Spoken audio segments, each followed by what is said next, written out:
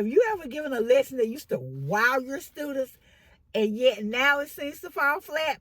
You've done this lesson before over the years and it's done wonderful, but now you don't know what's wrong. These kids seem to be bored to tears. If you have, then you're not alone. Things are definitely not the same inside of our classrooms as they were 15, 10, 5 years ago. And for me, 20, nothing is the same anymore. If you want to know what has really changed, then that's what we're going to talk about today. What has changed inside of our classroom and what are some of the simple fixes that we can do to make those great lessons we planned turn back into great lessons again? I'm not going to waste your time, so we'll get right into this video. Honestly, we now live in an age where technology is dominant. You know, when I was growing up, and you probably were growing up, tech was something foreign or new to us. We didn't have all the information which these students have today. We're not exposed to as much as they are now. We live in an age where our students are constantly watching short form videos like TikTok, on Instagram, with Instagram Reels and Facebook Reels and YouTube Shorts. They want the information, they want it fast, and they want it entertaining. And so if your lessons have not adapted over the years, then unfortunately for all of us, then they're not going to be good lessons anymore. Even though they're strong lessons, they're not going to hold our students' interest. We're going to talk about some things in which we can change in order to transform these lessons for our students to make them once again engaging. Because our students process information faster than we did, and because they like to do things that are more interactive, thanks to all of this wonderful technology, we have to make sure that our lessons have adapted to these things. First thing I'm going to tell you is you don't have to throw your old lessons out. You don't have to stay up all night trying to craft new ones. Instead, we're going to tweak the ones that we have. And we're going to start by refreshing old lessons.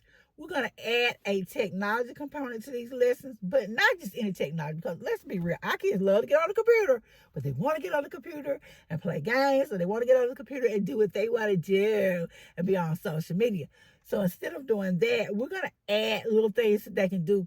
I love to use Google Classrooms because I can add lessons in there, interactive things, and even videos which my students can watch. And it doesn't take me very long at all. So some of the things that we can add as a technology component to our lessons are we can add quick polls or surveys that our students can take online. We can do all of that instead of giving them those worksheets. You know, those worksheets that we used to hand out, our kids absolutely bored with. We can allow them to have digital discussions, use forums. They want to talk. Oh my goodness, they want to talk. Even if they're sitting there quiet, they're trying to find a way to sneak it past notes, or they're texting each other. They want to talk. And so we could add a digital conversation, a digital forum to our lessons to make them more entertaining or more exciting for our students.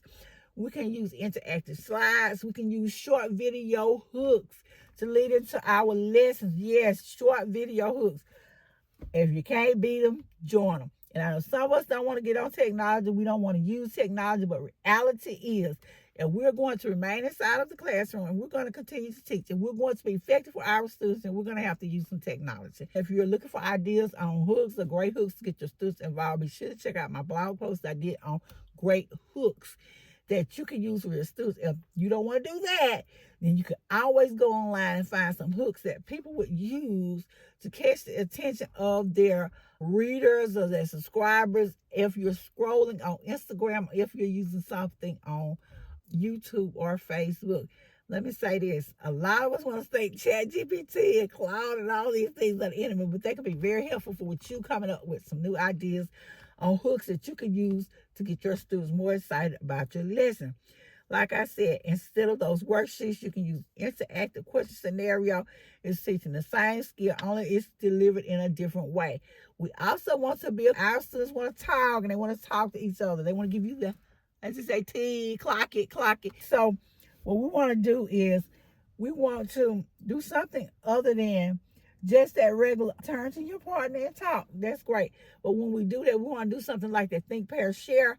But make sure it has to do with the list. And oh my goodness, make sure whatever you're teaching that you have a way for them to make a real world connection. If it doesn't connect with them in the real world or in their little space, then they really don't want to know. This is so boring. Okay, it's important. I was playing a movie for my class, really good movie. It started out a little slow, But it gets very exciting once you begin to watch. My class, I don't want to watch this. It's a boring movie. This movie is so boring. I mean, to me, when I was growing up, my teacher put a movie on. We were excited to see a movie. Now they watch a movie and they want to talk about the movie's boring because it doesn't start out immediately with some action. Our kids have definitely been stimulated to death, but we allow them to talk during the think, pair, share opportunity. We give them small group problems that they can solve in their group because they want to work in the group anyway. Make sure when you're doing the group that you have rules for the group. Make sure you have a rubric and that one person is not doing all of the work and the rest of the group getting credit for it. Allow them to have partner discussions. Instead of answering questions independently, have them talk with their partner or partners first, and then they can share out what they have decided on is the best answer, what they have learned. Allow your students to have a choice. And I know I came from that old era in which a lot of times what we said was what I say goes. But we have to move away from that. As our students have evolved, we too have to evolve. We're going to stay in the education game. And so we have to be able to give them a choice on what they want to do. Let's decide on what they want to share in their learning. This way, they have a say in what they're learning. They can take ownership of their own learning.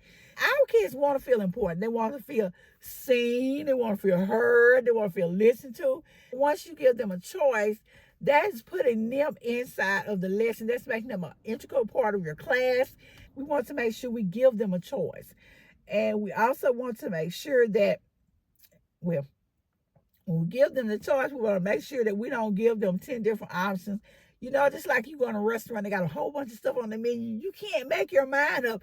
So when we can't decide, we don't decide. Only give them 2 or 3 options and move on from there. Make sure you have carefully crafted each option so that they're not wasting your time and you're not wasting their time. We want to make sure that we keep the rigor component, because I remember one of the trigger words, a key, when I first started teaching was, you got to raise the rigor, and be sure to check out my videos on raising the rigor.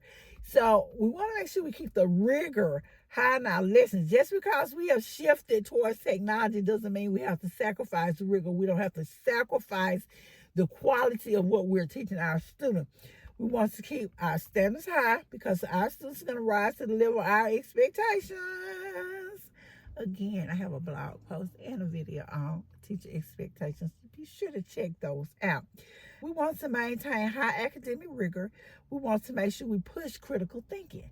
Okay, our students have to be able to think critically in order to function in the real world. When we're giving them those easy questions, easy answers, we're really handicapping them. We are setting them up for failure. So let's not do that.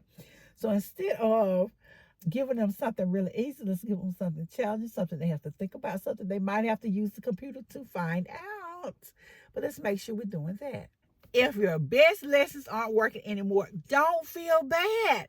It's not all your fault. Our students have changed, and we have to adapt to meet those changes. One of the ways in which we're going to do that is we're going to revamp those lessons that we used to have.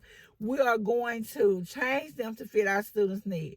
We're going to integrate an interactive component. We're going to add some technology, and we're going to find out what their interests are. We're going to make sure we're doing those interest inventories.